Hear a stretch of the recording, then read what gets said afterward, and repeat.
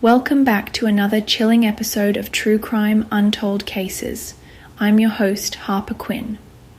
Tonight, we venture into one of America's most notorious crime zones, a desolate 25-mile stretch between Houston and Galveston, known as the Texas Killing Fields. Since the 1970s, this remote corridor of abandoned oil fields and marshland has become the final resting place for over 30 young women and girls. The soft, boggy soil and isolated location made it a perfect dumping ground for killers, while hampering investigators at every turn. From the discovery of Hide-A-Fi in 1984 to the recent identification of long nameless victims through genetic genealogy, this is a story of decades-long mystery, heartbreak, and the relentless pursuit of justice.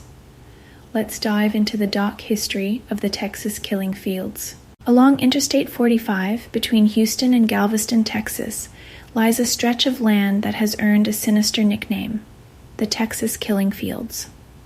This desolate area, consisting of roughly 25 square miles of abandoned oil fields and marshland, has become synonymous with death and unsolved mysteries over the past 4 decades.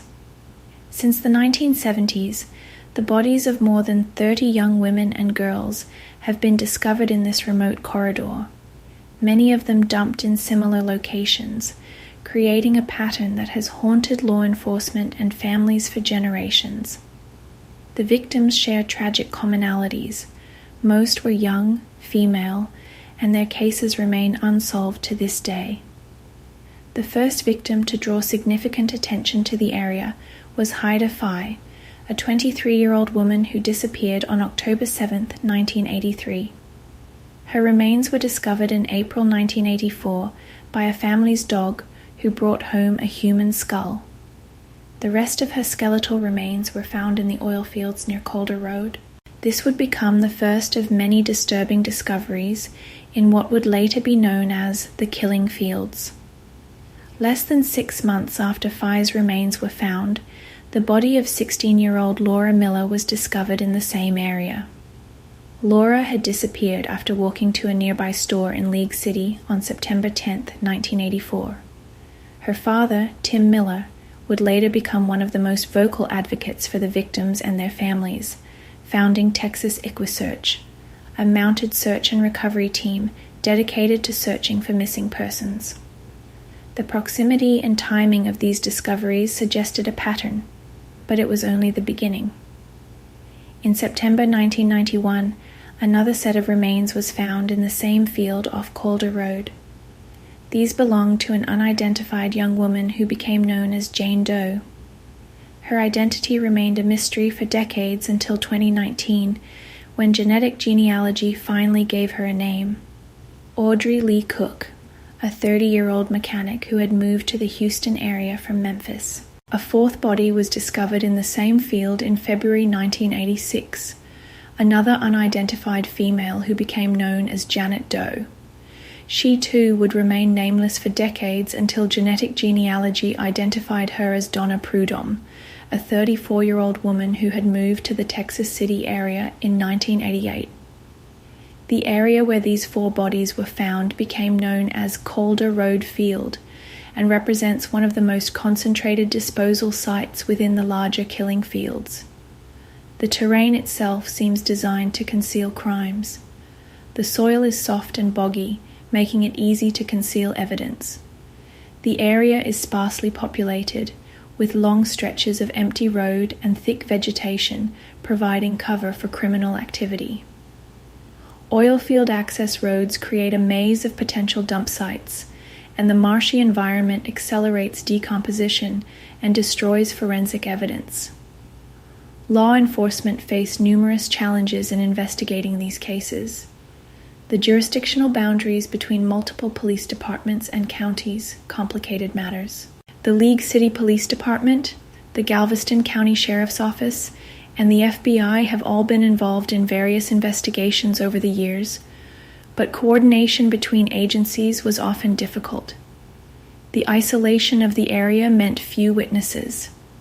The transient nature of the local population connected to the oil industry, created an ever-shifting community where people came and went frequently. This made it difficult to track potential suspects or establish solid leads. Additionally, the passage of time between disappearances and discoveries often meant that crucial evidence was lost to the elements. One of the most haunting aspects of the Killingfields cases is the similar profile of many victims. Young women, often vulnerable due to their circumstances, seemed to be specifically targeted. Some had connections to sex work or drug use, while others were simply in the wrong place at the wrong time. The random nature of the disappearances suggested a predator who was opportunistic and familiar with the area. Local law enforcement developed several theories over the years. Some believed multiple killers were using the area as a dumping ground, taking advantage of its isolation. Others suspected a single serial killer, possibly someone connected to the local oil industry who would know the area well. The proximity to Interstate 45 also suggested the possibility of a traveling killer who used the highway corridor to find victims and escape detection. The investigation into these cases has produced several persons of interest over the years, but solid evidence has been difficult to obtain. One such suspect was Robert Abel, a former NASA engineer who owned land in the area where several bodies were found. Abel was investigated extensively, but was never charged, and he maintained his innocence until his death in 2005. Another person of interest was Edward Harold Bell, a convicted murderer who claimed responsibility for 11 killings in the Galveston area during the 1970s, including some of the Killingfields victims. However, Bell's claims were never substantiated, and he died in prison in 2019 while serving a 70-year sentence for an unrelated murder. The cases gained national attention in 1997 when Tim Miller, Laura Miller's father, filed a $110 million wrongful death lawsuit against Robert Abel. The suit was later dropped due to lack of evidence, but it brought renewed media attention to the cases and the ongoing tragedy of the Killingfields. The investigation took a significant turn in 2019 with the identification of the 2 Jane Does through genetic genealogy. This breakthrough provided closure for some families, but also highlighted how many questions remained unanswered. The identification of Audrey Lee Cook and Donna Prudhomme allowed investigators to develop new timelines and potential connections, but it also revealed how much vital evidence had been lost to time. As technology advanced, cold case investigators began applying new forensic techniques to the evidence that remained. DNA analysis, which wasn't available when many of the bodies were discovered, has been used to create profiles of potential suspects. However, the degraded condition of much of the evidence has made this process challenging. The Texas Killingfields have become more than just a geographical location. They represent a dark chapter in Texas criminal history and a reminder of the limitations of justice. The area has inspired books, documentaries, and even a Hollywood film, but for the families of the victims, it represents an ongoing nightmare where questions outnumber answers. The investigation continues to this day, with new generations of law enforcement officers taking up the challenge of solving these decades-old crimes. The FBI maintains an active interest in the cases, and advances in forensic science provide hope that some of these mysteries might eventually be solved. The impact of the Texas Killingfields cases extended far beyond the immediate area, influencing law enforcement procedures and forensic investigation techniques throughout Texas. The cases highlighted the critical need for better coordination between jurisdictions and led to the development of more sophisticated missing persons protocols in the region. One of the most significant developments came in 2000 when Texas implemented CODIS, Combined DNA Index System, at the state level. This database system allowed for better tracking and comparison of DNA evidence across jurisdictions, although many of the killing fields cases predated the collection of usable DNA samples. In 2012, a potential breakthrough emerged in one of the more recent killing fields cases. Clyde Hedrick, a local man with a history of violence, was charged with the 1984 murder of Ellen Beeson, whose body was found near the killing fields area. Through advanced forensic testing of preserved evidence, investigators were able to determine that Beeson's death was a homicide rather than the accidental drowning Hedrick had initially claimed. He was convicted in 2014 and sentenced to 20 years in prison. The Hedrick case sparked renewed interest in other unsolved murders in the area. Investigators began looking into possible connections between Hedrick and other killing fields victims, particularly given his presence in the area during the peak period of disappearances. While definitive links proved elusive, his case demonstrated how advances in forensic science could breathe new life into cold cases. Another significant development came through the work of Tim Miller's Texas EquiSearch organization. Following the tragic discovery of his daughter Laura's body, Miller transformed his grief into action. Texas EquiSearch has since assisted in more than 1,800 searches across multiple states and countries, helping to locate numerous missing persons and bringing closure to many families. Miller's organization has been particularly active in the killing fields area, conducting numerous searches and utilizing advanced technology such as sonar equipment and drone surveillance. Their efforts have not only aided in recovering remains, but have also helped to map and document the area in unprecedented detail, providing valuable data for ongoing investigations. The psychological impact on the community cannot be understated. The killing fields cases created a climate of fear that persisted for decades. Local residents began taking extraordinary precautions, particularly with young women and girls.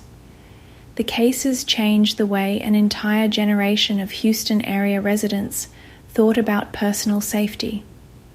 One of the most chilling aspects of the cases was the possibility that some of the victims might be connected to a larger pattern of disappearances along the Interstate 45 corridor. Since the 1970s, over 100 young women and girls have disappeared or been found dead along this stretch of highway between Houston and Galveston. These cases, while not all directly linked to the killing fields, suggest a broader pattern of predatory behavior in the region. In 2015, another potential breakthrough came when cold case investigators began re-examining evidence using advanced DNA testing methods. While the results weren't made public, sources close to the investigation indicated that new genetic profiles had been developed from preserved evidence. These profiles were entered into expanded DNA databases, hoping for matches with either known offenders or other unsolved cases. The area itself has changed significantly since the first bodies were discovered. Development has encroached on much of the once isolated region, with new housing developments and businesses replacing some of the desolate fields. However, large sections remain unchanged, still bearing silent witness to the horrors that occurred there. In 2016, the League City Police Department established a dedicated cold case unit, focusing particularly on the killing fields cases. This unit began systematically reviewing all available evidence, conducting new interviews, and applying modern investigative techniques to the decades-old crimes. Their work has included creating detailed geographical profiles of where bodies were found, analyzing patterns in victim selection, and developing new theories about potential suspects. One of the most promising developments in recent years has been the use of genetic genealogy, the same technique that helped identify Audrey Lee Cook and Donna Prudhomme. This method, which combines DNA analysis with traditional genealogical research, has revolutionized cold case investigations across the country. Investigators have been working to apply this technique to other unidentified remains and evidence from the killing fields cases. The cases have also highlighted the vulnerability of certain populations. Many of the victims were in transitional periods of their lives, moving to new areas, seeking employment, or dealing with personal challenges. This pattern has led to increased awareness about the need for better support systems and safety nets for vulnerable individuals. In 2019, investigators revealed that they had been quietly building cases against several persons of interest over the years. While no names were publicly released, officials indicated that they had developed strong circumstantial evidence linking multiple murders to at least 2 different suspects. However, the challenge remained in gathering enough concrete evidence to support criminal charges. The investigation has also benefited from advances in behavioral analysis. FBI profilers have developed detailed psychological profiles of the potential killer or killers, suggesting that the perpetrator likely had intimate knowledge of the area and possibly worked in law enforcement or a related field that would have given them awareness of investigative techniques. Digital mapping and data analysis have allowed investigators to identify patterns that weren't apparent in the earlier investigations. By plotting disappearances, body recovery locations, and temporal data, they've been able to develop new theories about the killer's movements and possible connections between cases.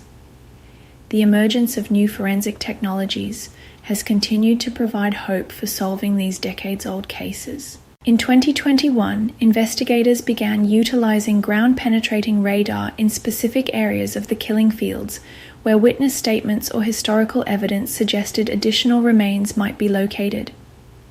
This technology allows investigators to detect anomalies beneath the soil without disturbing potential crime scenes.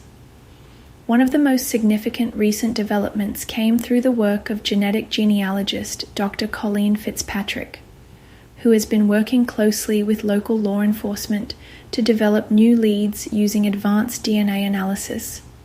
Her team's work has focused on creating detailed family trees and genetic profiles that might help identify both additional victims and potential suspects. In 2022, investigators revealed they were pursuing a promising lead involving a former oil field worker who had operated in the area during the 1970s and 1980s. While his name wasn't publicly released, sources indicated that this person of interest had a history of violence against women and had worked at multiple locations where bodies were later discovered. The involvement of retired detectives has also proved valuable. Several former investigators who worked the original cases have volunteered their time to assist current investigators, providing crucial historical context and helping to identify overlooked connections between cases. Their institutional knowledge has helped bridge the gap between old investigative techniques and modern methods. One such retired detective, Richard Price, who worked several of the original cases, noted a pattern he hadn't recognized during his active investigation. He observed that several victims had connections to specific bars or clubs along Interstate 45, suggesting the killer might have stalked victims from these locations before following them to more isolated areas. The Texas Department of Public Safety has also increased its involvement, dedicating resources to digitizing old case files and creating a comprehensive database of all evidence related to the killing fields cases. This digital archive has allowed investigators to cross-reference information more effectively and identify patterns that might have been missed in the paper files. In 2023, advanced mitochondrial DNA testing was performed on several pieces of evidence that had been preserved from the original crime scenes. This type of DNA analysis, which examines genetic material passed down through maternal lineage, can sometimes yield results even when traditional DNA testing fails. The results of these tests are still pending, but investigators remain hopeful they might provide new leads. The cases have also attracted attention from forensic anthropologists who have been re-examining the original skeletal remains using modern techniques. Their work has revealed new details about the victims' lives, including evidence of prior injuries and medical conditions that weren't noted in the original examinations. This information has helped create more detailed victim profiles and might help establish connections between cases. Tim Miller's continued advocacy has kept these cases in the public eye. In recent interviews, he has expressed both frustration at the lack of definitive solutions and hope that new technologies might finally bring answers. His organization, Texas EquiSearch, has continued to evolve, now incorporating artificial intelligence and machine learning to analyze satellite imagery and identify potential search areas. The impact of the Killing Fields cases continues to influence modern law enforcement practices. The League City Police Department now requires all new detectives to study these cases as part of their training, using them as examples of both the importance of evidence preservation and the value of interagency cooperation. Recent years have seen increased cooperation between various law enforcement agencies involved in the investigations. Monthly meetings are now held where representatives from different jurisdictions share information and updates on their respective cases. This improved communication has helped eliminate the jurisdictional barriers that previously hampered investigations. The FBI's Behavioral Analysis Unit has continued to refine its profile of the killer or killers, suggesting that the perpetrator likely lived or worked in the area between 1970 and 1991, would have been familiar with law enforcement procedures, and might have had military or police training. This profile has helped investigators narrow their focus on certain suspects. In 2024, investigators announced they were exploring possible connections between the Killing Fields cases and similar unsolved murders in other parts of Texas and neighboring states.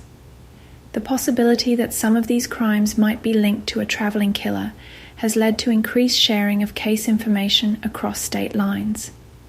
The legacy of the Texas Killing Fields serves as a sobering reminder of the challenges faced in solving cold cases and the importance of preserving evidence for future technological advances.